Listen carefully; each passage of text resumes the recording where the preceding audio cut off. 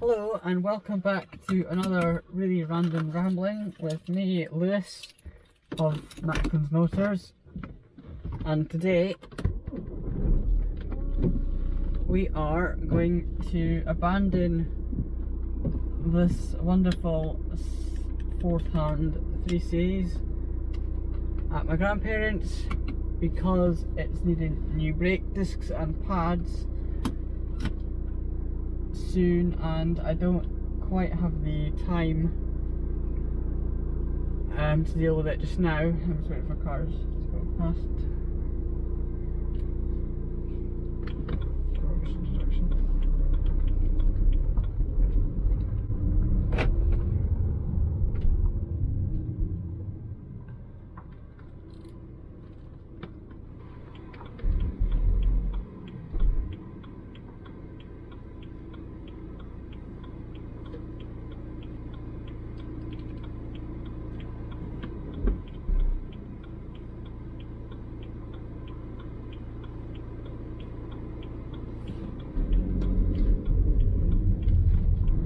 I'm just finishing up my work placement, so it's quite busy. Just don't have the time for it at the moment to sort it out, and I'm using the MG to commute. This car is safe, don't worry, I'm not getting rid of it completely. I'm just putting it out of the road because we've only got 3 driveway spaces at the house with 4 cars, so it's not ideal to have one in the way. And the handbrake isn't that great on this car, and the rear discs sometimes stick after having the handbrake on for a few days, so I can keep it on a flat surface at Nanampaba, so that'll be okay. I've just done 5,000 miles on this car now, and I've had it nearly a year, so I've used it a fair amount considering it's just been a second car. I have really enjoyed owning it so far, and I would like to keep it for as long as we can.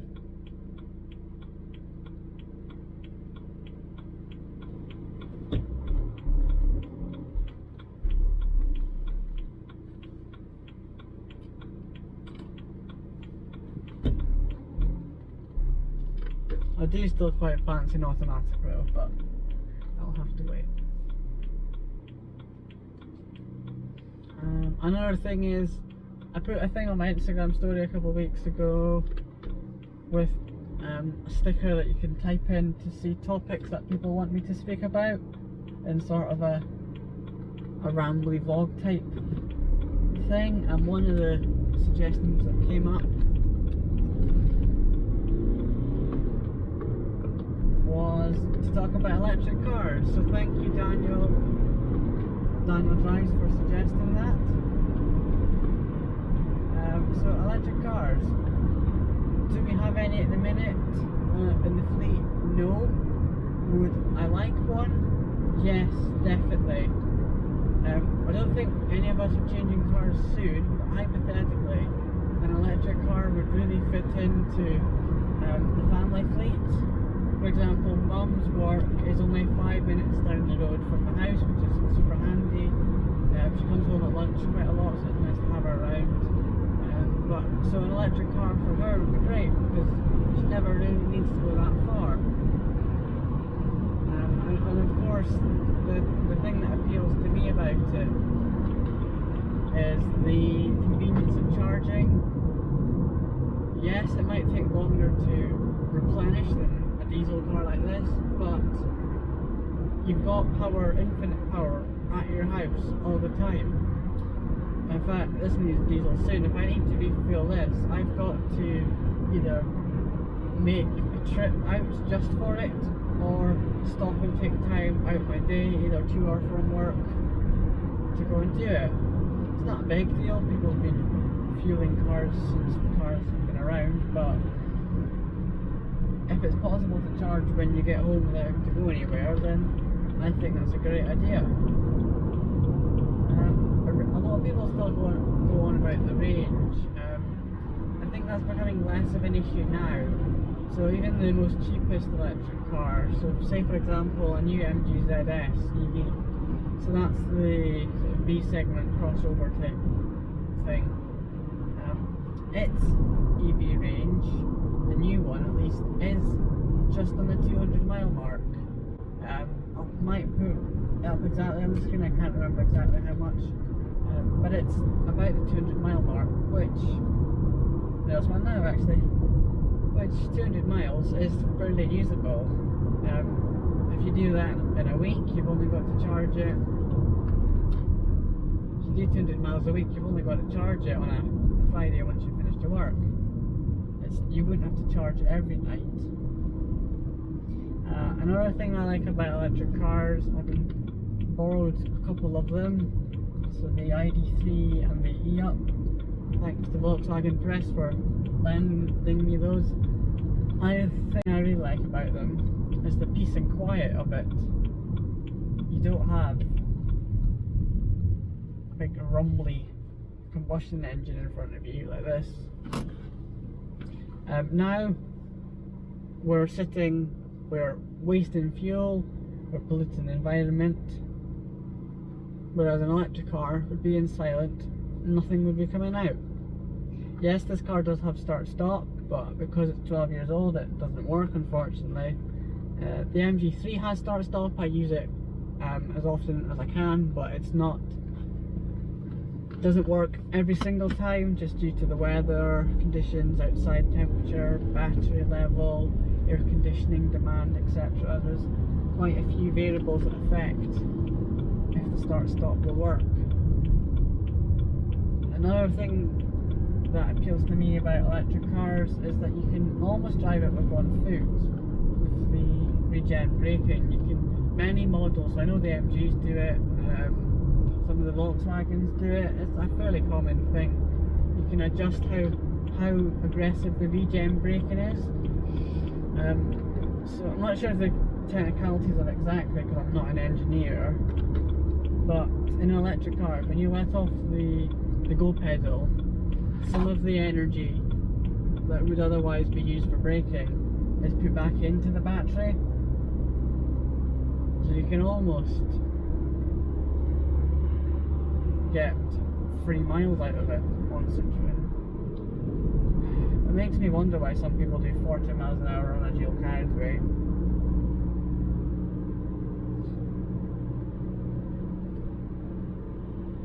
And they've got a flat tire as well.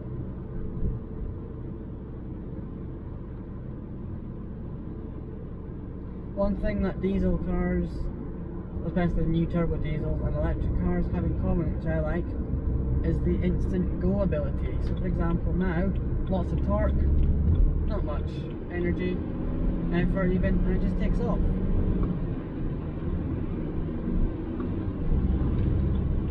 I think that's an appealing aspect that makes it easy to drive. You don't have to floor electric cars about. So far electric cars sound great to drive and to live with. However, as with everything, there are some disadvantages. Range, sometimes the range, depending on the model and of course your lifestyle, 99% of the time range wouldn't be an issue, but I can still understand in consumers' minds the anxiety and the nerves around it. If it's a whole new way of motoring. But it's no different to owning a laptop or a mobile phone, really. You just plug it in overnight, every night at your bedside or on your driver's side, and that's it, ready for you in the morning. Of course, if you live in the middle of a city or if you've got a flat with shared parking or whatnot, you might not have your own dedicated space, so electric charging points at home might be a wee bit scarce. However, lots more offices are starting to have electric car charging points that you can charge your car at work. Again, shopping centres, retail parks, etc. It'll take time for them to become ubiquitous, but it is coming. Multi-storey shopping centres, like we've got one in Aberdeen called Union Square. It's an inside shopping centre with shops, restaurants, cinema, hotel, etc. They've had electric car charging points for as long as they've been open, and that's at least 10 years now, so it's not a new concept at all.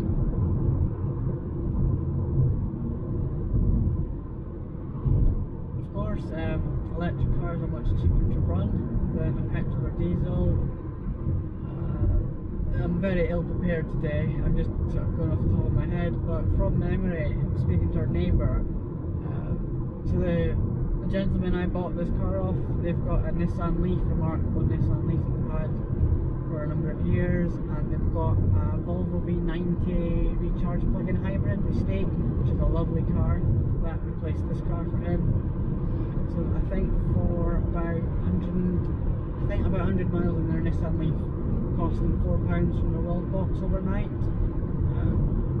So if you were to translate that to 400 miles for a full tank of fuel, it would be £12, which compared to the price of petrol and diesel at the minute especially is a huge saving to run.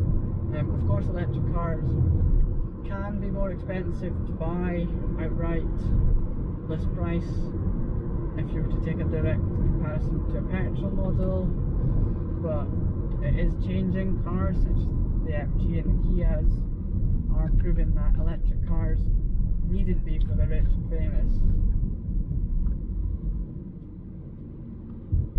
And of course, MG and Kia give you excellent warranties, 7-year warranties on their EVs, and that includes all of the EV drivetrain and all of the really expensive high voltage equipment. And the batteries, I think, have an even longer warranty than that, so you should get peace of mind.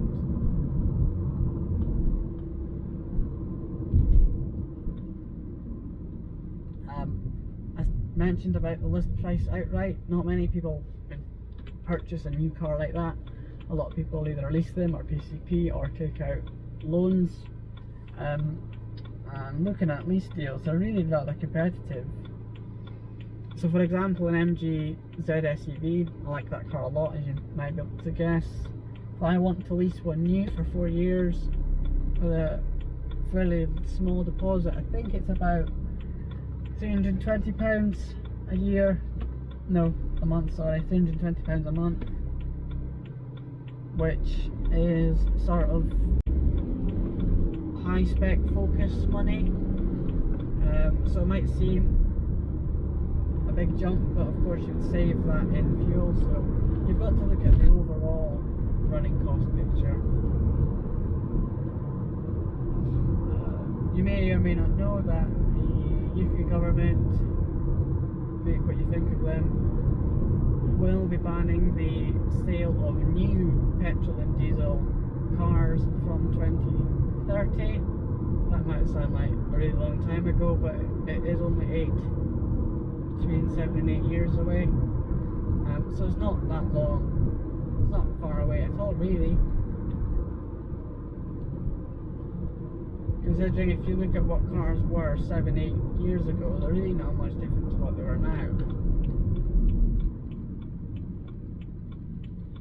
That's a lovely BMW M5 in front of me. Very jealous. Of course, off topic completely. But there we are.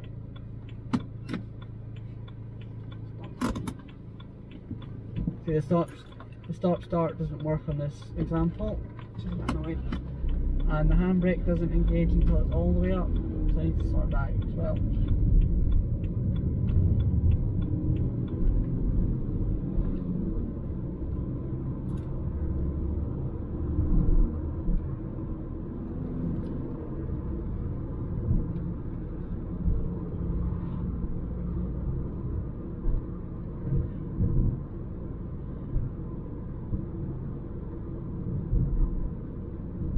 I would love to experience more EVs. I like the plug-in hybrid Cupra that we had, and I think that idea appeals very much. It's a family car, but I'm yet to properly experience one.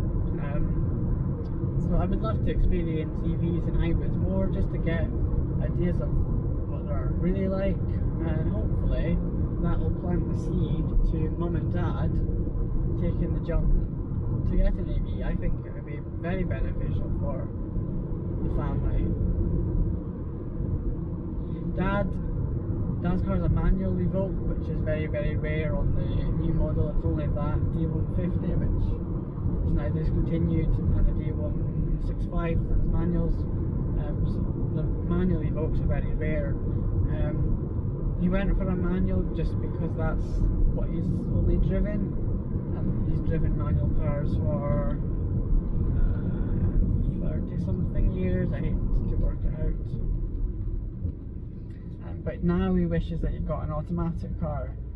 Again, just for the easiness of it and the one pedal driving or the 1 foot driving of it.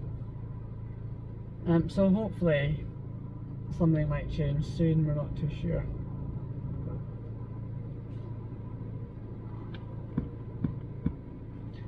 I would like an automatic car, again just for the ease of it, but I really like this car. I like everything. I like everything on this car. And although the gearbox and clutch has done 123,000 miles, it still feels like a new car. Yeah, the clutch is heavy and it bites quite high, but it's nothing excessive. It's still got lots of life left in it.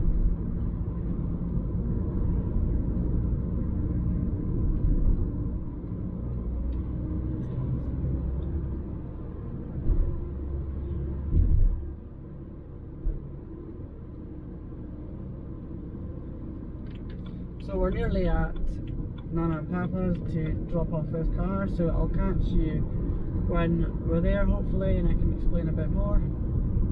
So I'll see you in a minute.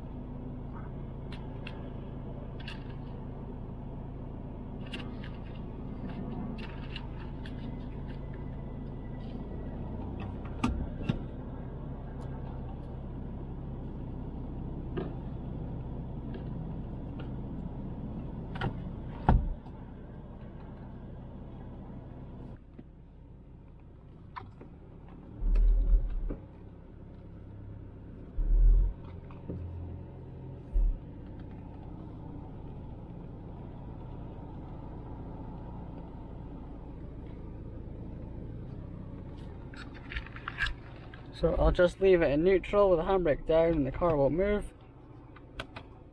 So here we are. So we are on 123,312 miles. So let's shut burn down for the next few weeks until we can get the brake disc and pads changed. Good night, Burn.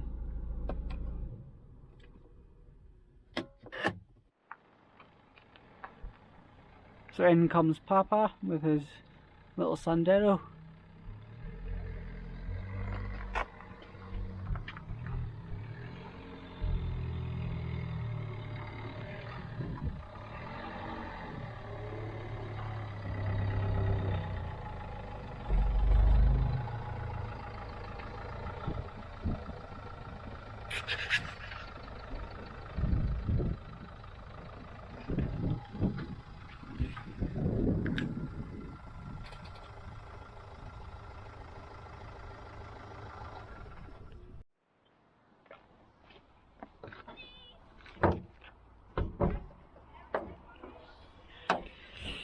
So because it's going to sit for a wee while and the battery is already on the low side, I've decided to plug it in. So we've got the positive plugged into this terminal here. The actual battery on this 3 Series is in the boot or under the boot floor, but we've got access points under the bonnet. So the negative, so we've got the negative terminal block here and positive here, plugged in to my Aldi charger, which I bought years ago. It seems to do the trick.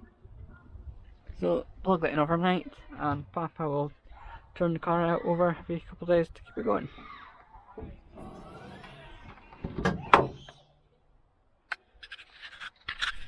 So if you enjoyed this a bit sporadic random Mackland Motors blethering video, please remember to like, comment and subscribe for more content coming soon. If you've got any suggestions for good brake discs and pads for an E91 3 Series, please let me know in the comments, because that would be great to know.